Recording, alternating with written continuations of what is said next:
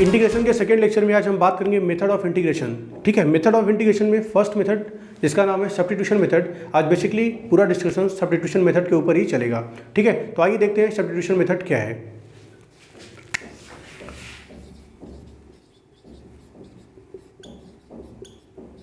Substitution method of integration. Substitution method of integration. Substitution नाम से ही पता चल रहा है कि कोई वैल्यू आपको क्या करना पड़ेगा, सब्स्टिट्यूट करना पड़ेगा। ठीक है, एग्जाम्पल लेके ही स्टार्ट करते हैं, एग्जाम्पल से ही समझते हैं, ज़्यादा अच्छा समझ में आएगा। मान लो कि आपको इंटीग्रेशन लिखा हुआ है कि sine a x plus b D x. ठीक है, sine a x plus b D x. देखो डिफ्रेंशिएशन में आप बहुत आसानी से फंक्शन के अंदर कुछ भी लिखा हो, आपको एक चेन रूल पता चल गया था, आप उस चेन रूल के माध्यम से जैसा भी क्वेश्चन था उसको डिफ्रेंशिएट कर दे रहे थे। ठीक है, लेकिन इंटीग्रेशन में बहुत ही संभल के चलना पड़ेगा। Sign a x plus B को डायरेक्ट आप minus cos A x plus B नहीं लिख सकते, या minus cos A x plus B into ए नहीं लिख सकते। ठीक है, इसके लिए क्या करना पड़ेगा, सबसे पहले ए एक्स प्लस बी को क्या लेट कर लो, ए एक्स प्लस बी को हम लोग लेट कर लेंगे टी। अब इसको डिफ्रेंशिएट कर दो एक बार। ठीक है, डिफ्रेंशिएट करो, क्या हो जाएगा, देखो ये हो जाएगा ए, ठीक है, ए और बी का कितना हो जाएगा 0, तो कितना हो जाएगा A D X equals to D T. समझ में आया? मतलब इसका क्या है कि A D X D T, अच्छा डी एक्स इक्वस टू कितना हो गया 1/a/dt। मतलब क्या हुआ कि अब हम चाहें तो ए एक्स प्लस बी की जगह क्या रख सकते हैं टी, और डी एक्स की जगह क्या रख सकते हैं, बोलो डी टी बाई ए। तो देखो 1/a कॉन्स्टेंट है, उसको बाहर ले लो। ठीक है, और यहाँ क्या लिख दें हम डी टी। समझ में आया? देखो क्या आ जाएगा 1/a, और साइन टी का इंटीग्रेशन क्या होता है माइनस कॉस टी, और लास्ट में क्या आएगा प्लस सी। तो देखो क्या आ जाएगा -1/a कॉस, और वापस से टी की वैल्यू पुट कर दो। टी की वैल्यू कितनी है,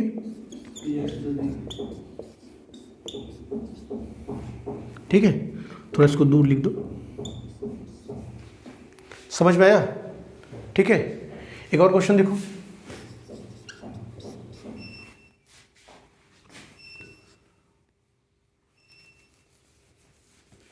जैसे मान लो यहाँ पे लिखा हुआ है x log, या मान लो कि लिखा हुआ है x/1 plus x square D x. ठीक है, क्या लिखा हुआ है x/1 plus x square D x. देखो इसको भी सॉल्व करने के लिए आपको सोचना पड़ेगा इसको कैसे सॉल्व करें। ठीक है, तो इसको सॉल्व करने के कई मेथड हैं, इसको सॉल्व करने का कई तरीका है। ठीक है ना, जैसे पहला देख लो कि अगर मैं यहाँ पे क्या करूँ कि 1 प्लस एक्स स्क्वायर को अगर टी लेट कर लेते हैं, तो देखो क्या हो जाएगा 2x dx equals to D T हो जाएगा।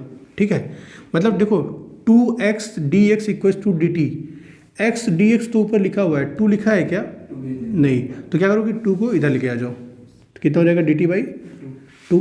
तो देखो x dx की जगह क्या लिख सकते हैं डी टी बाई 2, तो 1/2 को बाहर करते हैं। बताओ 1 प्लस एक्स स्क्वायर को क्या लिख सकते हैं 1 प्लस, अच्छा इसको पूरा क्या लिख सकते हैं टी, कितना लिख दें टी। और आप सभी को पता है कि 1/t का इंटीग्रेशन क्या हो जाएगा, ठीक है, कितना हो जाएगा log टी, और इधर क्या आएगा प्लस सी, कितना हो जाएगा 1/2 log, बताइए टी की value 1 plus x square plus सी।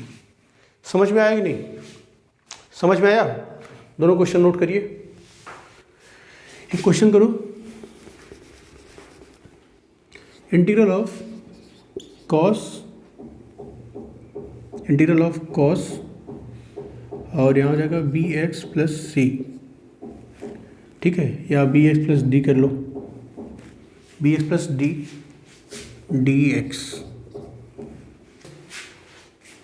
अगर यहाँ हम बी एक्स प्लस डी को टी लेट कर ले, तो इसको डिफ्रेंशिएट करो तो क्या हो जाएगा, देखो बी डी एक्स, क्योंकि x का 1 हो गया और d का 0 हो जाएगा, तो क्या आ जाएगा B D X equals to D T.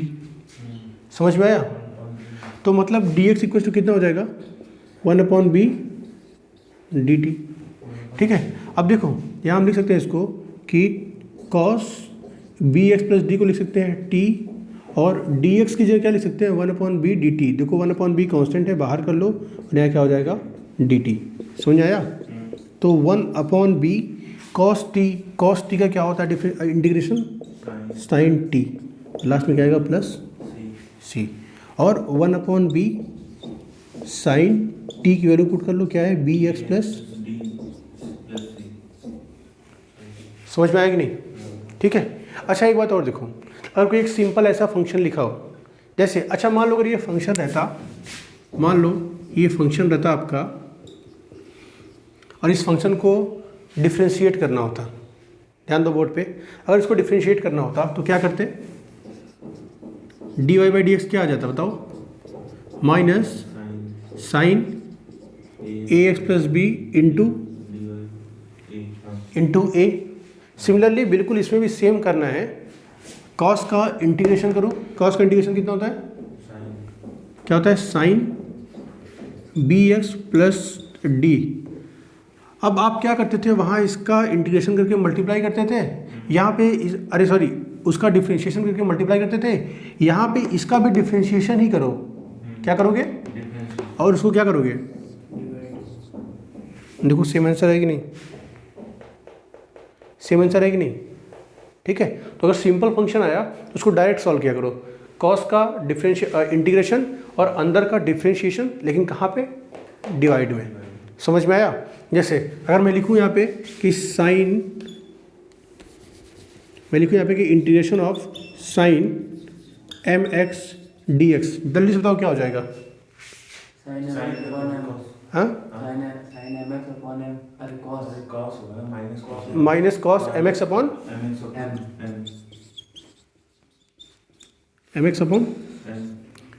M. समझ में आया? हो जाएगा। और क्वेश्चन सॉल्व करते हैं।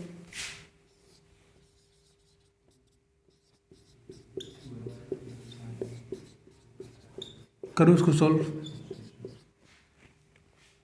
Integration of 2x sine X square plus 1 D X, let X square plus 1 equal to T. X square plus 1 को मैंने क्या लेट कर लिया, टी। अब बताओ इसको डिफ्रेंशिएट करो तो क्या हो जाएगा, 2x D X equal to 2x D X equal to D T. अब देखो 2x यहाँ है, dx यहाँ है, ये पूरा क्या हो गया, dt हो गया। इसको लिख सकते हैं क्या डायरेक्ट कि ये लिखा हुआ है साइन t, और 2x dx, 2x into D x को क्या लिख सकते हैं, बस हो गया, कहानी खत्म। अब बताओ क्या हो जाएगा इसका, minus cos t plus c, तो माइनस कॉस और t की वैल्यू पुट कर दो। समझ में आया?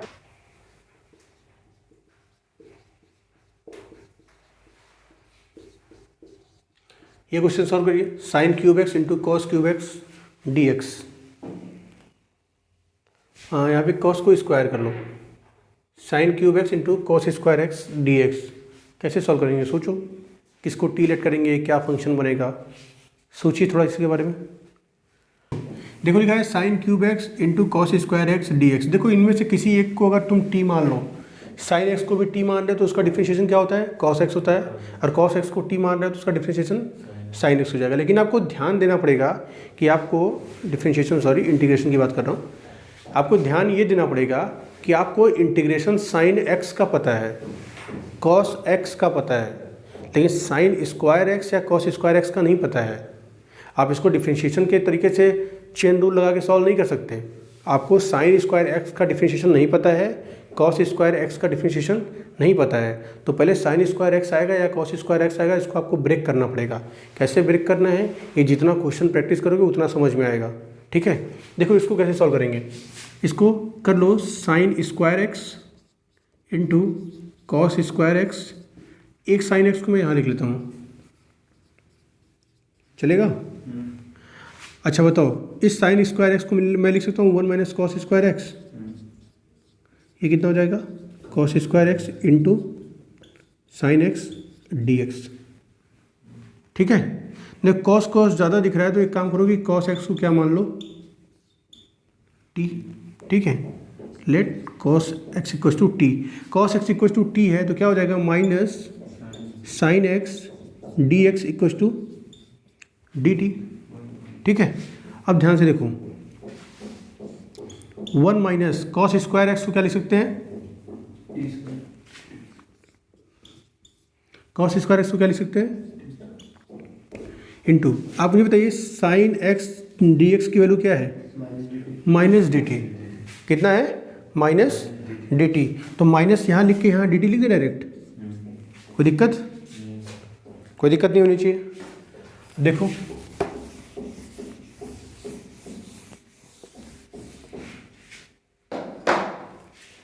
देखिए, माइनस 1 माइनस टी स्क्वायर में टी स्क्वायर का मल्टीप्लाई करो क्या हो जाएगा, देखो टी स्क्वायर माइनस टी की पावर 4 डी टी।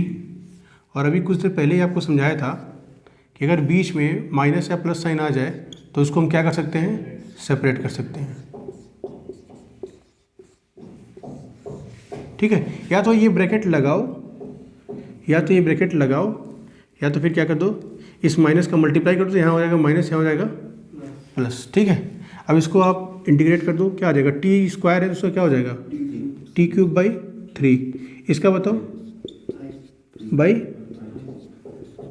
प्लस, बताओ, इक्वल टू लगाते चले आना, माइनस टी की वैल्यू कितनी थी, कॉस क्यूब एक्स अपॉन 3 को ऐसे लिख दो 1/3। सिमिलरली प्लस 1/5 कॉस की पावर 5x प्लस सी। देखिए बोर्ड पे एक क्वेश्चन लिखा हुआ है कि इंटीग्रल ऑफ 10 की power 4 root X into sec square root X upon root X D x. ठीक है, देखो कैसे समझ में आएगा कि क्या हमको लेट करना है। ध्यान से देखो तो रूट एक्स का अगर बोला जाए डिफ्रेंशिएशन तो आता है 1/√2 रूट एक्स। तो मतलब रूट एक्स को भी हम टी लेट कर सकते हैं। ठीक है, और अपने पास ऑप्शन क्या है कि 10x का डिफ्रेंशिएशन होता है सेक स्क्वायर एक्स। तो यही से आइडिया आएगा कि put 10 root X equals to T. और जब 10 रूट एक्स को हमने टी लेट कर लिया तो मुझे बताइए क्या हो जाएगा, ये sec square root X into, जब रूट एक्स का करोगे तो क्या आ जाएगा 1/2 root X D X equals to D T. ठीक है, चलो अब ध्यान से देखो, sec square root X into 1/√x यहाँ लिखा हुआ है, तो अगर हम चाहें तो 2 को इधर लेके आ जाए तो क्या हो जाएगा 2 dt। आ जाओ, dx इस पूरे टर्म की जगह हमको क्या पुट करना है 2 dt। 2 को यहाँ ले लेते हैं। ठीक है, अब देखो 10 की power 4 root X, 10 root X को टी लेट किए थे तो यहाँ क्या हो जाएगा t की पावर 4। अब इसको आप इंटीग्रेट करो तो क्या हो जाएगा 2 t की पावर 5/5 प्लस सी। क्या लिख सकते हैं इसको 2/5। ठीक है, t की वैल्यू थी 10 रूट एक्स और इसका पावर 5 कर देंगे और प्लस सी। ये आपका आंसर हो जाएगा। ठीक है, देखिए तो आप समझ गए होंगे कि सब्स्टिट्यूशन मेथड का क्वेश्चन कैसे सॉल्व करना है, किस क्वांटिटी को हमको क्या लेट करना है, ये सबसे इंपॉर्टेंट है इसमें। और ये कैसे समझ में आएगा, ये प्रैक्टिस से समझ में आएगा। तो आपके पास अगर एनसीईआरटी की बुक है तो एनसीईआरटी बुक का एक्सरसाइज 7.2 आप सॉल्व करिए और पूरा एक्सरसाइज का हर एक क्वेश्चन को सॉल्व करो, जिससे आपका प्रैक्टिस होगा। क्यों? क्योंकि अगर सब्स्टिट्यूशन मेथड समझ में नहीं आया तो इसका मतलब ये है कि आपको आगे एक भी मेथड समझ में नहीं आएगा।